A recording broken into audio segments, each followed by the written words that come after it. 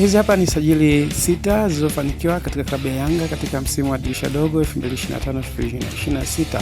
Hii inajumlisha wachezaji watatu wa kigeni na watatu wa Kitanzania, maana yake kutoka ndani.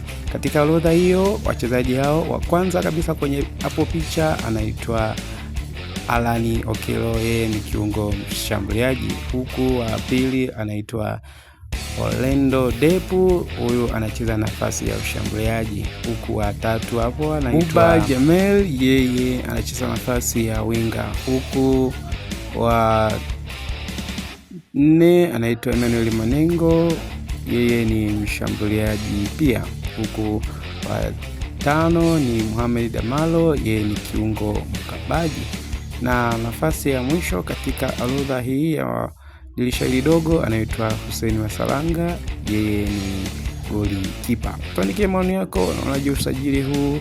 Utaweza kukliki katika msimu huu kuelekea raundi ya pili ya ligi kuu NBC Premier League na mchezo wa kimataifa kwa upande wa Yanga? Tuandikie maoni yako kwenye comment section.